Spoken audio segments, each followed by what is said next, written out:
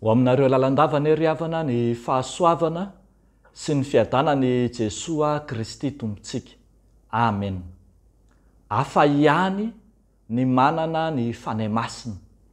Hafa ihany ny manana ny fanahy masina. Zany no hitantsika amin'ny nofinaina voalahatra an'io bokin'ny Asan'ny Apôstôly toko 7, ny andininy 4:10 hatramin'ny andininy 9. Vakitsika amin'ny anaran'i Jesoa manao hoe: ary noho nandray izany izy ireo dia lotika ny fony ka nihidy vazana taminy izy.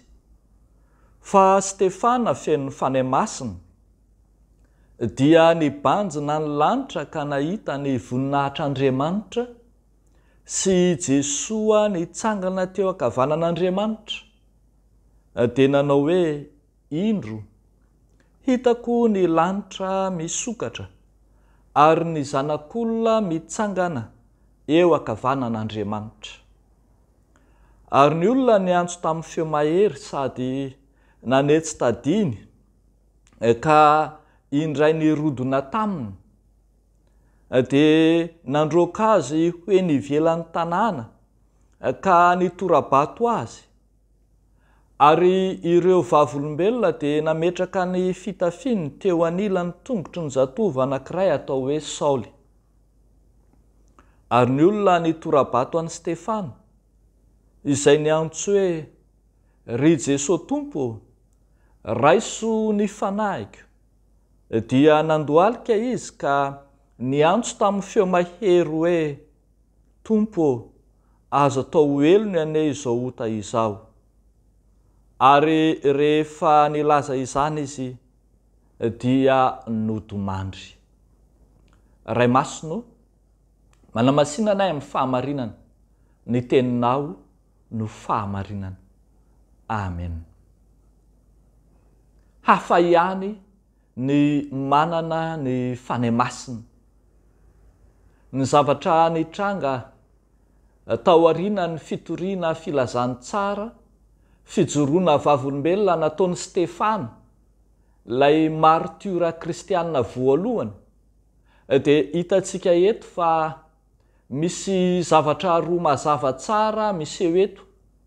Andaniny ireo vahoaka izay tsy mba manana ny fanahy masina.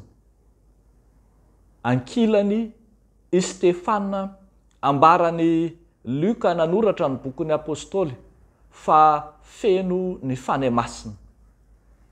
Ireo vahoaka izay tsy mba manana ny fanahy masina dia hitantsika eto fa tsy hoe tsy nanday ranteny fotsiny ka tsy nandray ny hafatra sy ny fitoriana filazany tsara izay notorian'i Stefana taminy, fa tonga hatramin'ny fanatanterahana fioaram-pefy ka tonga hatramin'ny fitsaram-bahoaka mihitsy aza hitora-bato an'i Stefana. Hitantsika eto fa voalaza mihitsy fa tao aorianan'ny filazany tsara izay nozaraina dia lotika ny fony ka nihidy vazana izy. Tena tonga hatrany naty fony, voasaraka roa koa ny teny fototra, ny aty fanahany, ny diran'ny fankahalana sy ny fahatezerana mafy, ka dia indro nanetsi-tadiny, miny niaino, miny tsy niaino, nanakombona ny fiainona. Zany no filaza azy hoe nanetsi-tadiny ka indray nirodona taminy, dia tonga tamin'ny fitoraham-bato izy ireo. Rehefa tsy manana ny fanahy masina ny olona dia tonga manao tao foana ka sady tsy mandray ny tenin'Andriamanitra no mivily lalana makany amin'ny tsy fahamarinana na ny faharatsiana mihitsy aza. Fa jerentsika kosa hetsakilan'izay izay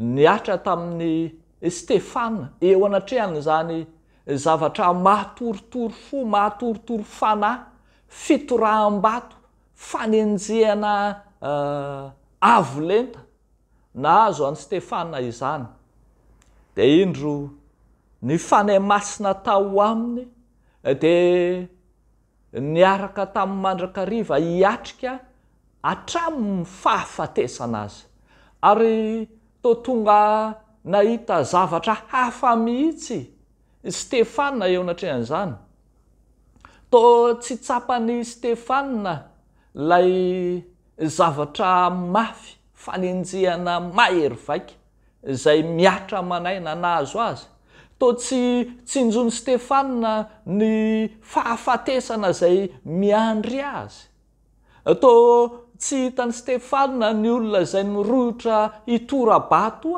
azy fa indro zavatra hafa mihitsy no tazany Stefana hitany Stefana ny voninahitr'Andriamanitra sy Jesoa mitsangana eo an-tanakavanan'Andriamanitra tazany Stefana ny lanitra izay hita misy ny voninahitr'Andriamanitra ka dia indro mamirapiratreny aminy ny voninahitr'Andriamanitra ary tsy izany ihany fa rehefa hitantsika aza manomboka amin'ny 5:15 dia tena mamantana any amin'ny tompo ny fiainan'ny Stefana tompo raiso ny fanahiko mampahatsiaro antsika ny Kristy teny amin'ny hazo fijaliana izay ny teny hoe eo an-tananao no atolotro ny fanahiko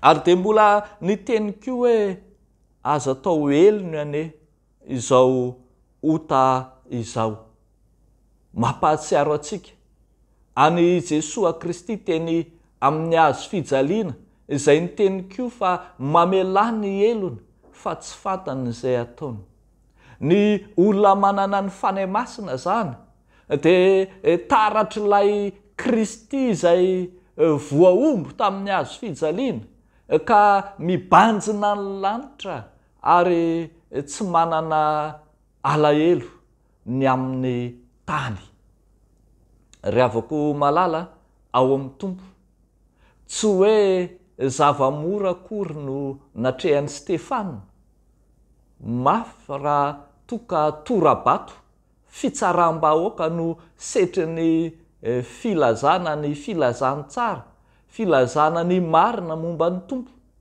saingy teo anatrehan'izany ady mafy teo anatrehan'izany ady sarotra anatrehan'izany dia hitantsika fa ny fahafenon'ny fanay masina tao aminy no antoka manambara fa teo aminy niaraka tamin'ny hatrany ny tompo ka niatrehany hatramin'ny fahafatesana azy dia marina teto mihitsy zany lay ambarany bokin'ny apokalipsy hoe aoka ho matoky hatramin'ny fahafatesana ianao dia omenanao ny sadrom-boninahitry ny fiainany dia indro natrehany Stefana tamin'ny fiadanana tamin'ny fahasambarana tanteraka ny fahafatesana to tsy hitany Stefana akory ny fanenjehana sy ny folentika sy ny fahavinirana ny manetsy tadiny sy ireo izay nidy vazana taminy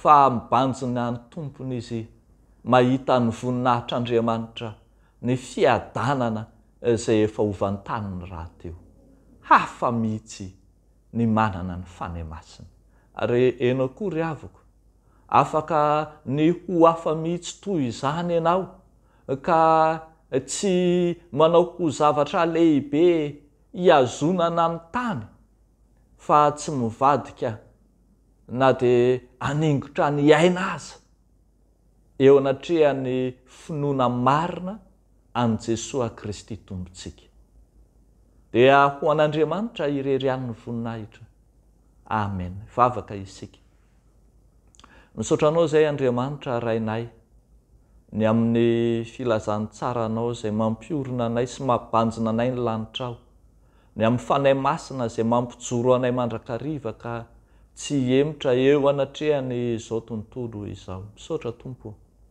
ary amin'ity anio ity dia mitondra mbavaka izahay entinay mbavaka eo anatrehanao ny fanomponay indrindra ho an'ireo mpanompon'Andriamanitra maro samihafa izay hiatrika ny fanompona amin'ny andro voalohany amin'ny herinandro raha mpitso, ireo fanomanam-panahy samihafa, ny fiomanana amin'ny fiangonana manontolo entinay eo anatrehanao. Mivavaka ihany koa izahay ho an'ireo kristianina any amin'ny tany mbola sarotiny na tany voahenjika na hiara-ny fanenjehana amin'ny endriny maro samihafa ny fivavahana aminao. Tompo ampibanjiny ny voninahitra ao mandrakariva izy ireny mba tsy ho kivy na ho ketraka na hiala amin'ny finoananao. Dia mahatoky manana anao izahay fa ianao no tsy miova omaly sy anio ary mandrakizay. Misaotra ray io. Amen.